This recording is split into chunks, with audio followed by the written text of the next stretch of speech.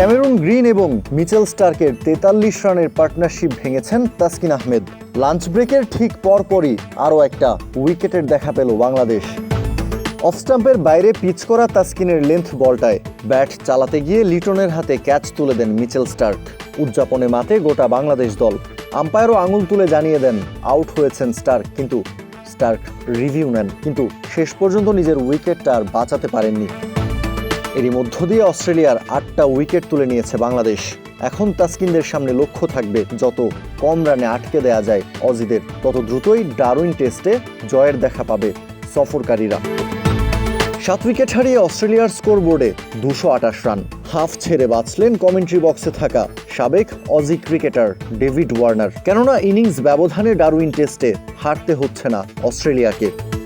বাংলাদেশকে দ্বিতীয় ইনিংসে ব্যাট করতে পাঠাতে পারছে অজিরা, এটাই যেন ওয়ার্নারদের সবচেয়ে বড় প্রাপ্তি। অস্ট্রেলিয়ার রান যখন 228 হলো, তখন গ্যালারিতে থাকা দর্শকরাও দাঁড়িয়ে হাততালি দিচ্ছিল।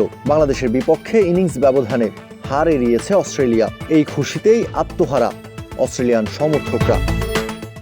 অ্যালেক্স ক্যারি, বেও ওয়েবস্টার, এরপর প্যাট কামিন্স, মেহেদী হাসান মিরাজের বোলিং তোপে ছিন্ন ভিন্ন Australian batting line up.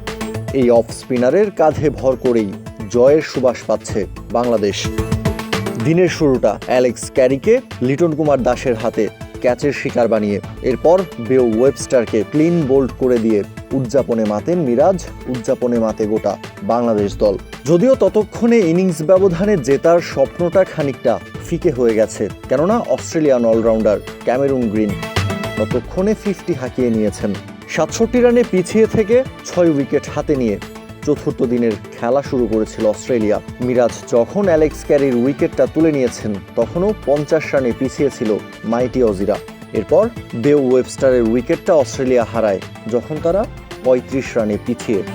5+ star rating প্রাপ্ত দেশের সর্বোচ্চ বিদ্যুৎ সাশ্রয়ী ওয়ালটন এসি স্মার্ট কমফোর্ট এখন নেক্সট লেভেলে। বাংলাদেশের দেয়া 228 রানের লিড কাটাতে অস্ট্রেলিয়ার দরকার আর মাত্র 21 রান। উইকেটে তখনও টিকে আছেন ক্যামেরুন গ্রিন এবং অস্ট্রেলিয়ান ক্যাপ্টেন প্যাট কামিন্স। খানিকটা অস্বস্তি বাড়ছিল বাংলাদেশ শিবিরে, কিন্তু সেই অস্বস্তিটা আবারও দূর করেছেন মেহেদী হাসান মিরাজ। এবার নিজের স্পিন ভেলকিতে প্যাট কামিন্সকে ক্যাচের শিকার বানিয়েছেন সাদমানের হাতে। অস্ট্রেলিয়ান শিবিরে মিরাজ আঘাত হানার আগেই আরও একটা উইকেট পেতে পারত বাংলাদেশ, সেটা উইকেট কিপার ব্যাটার অ্যালেক্স ক্যারির। হাসান মাহমুদের বলে লিটন দাস ক্যাচটা তালুবন্দি করতে পারলেই মিরাজ উইকেট নেয়ার আগেই ভরকে দেয়া যেত অস্ট্রেলিয়াকে। কাউসার শান্ত, ক্রিক ফ্রেঞ্জি।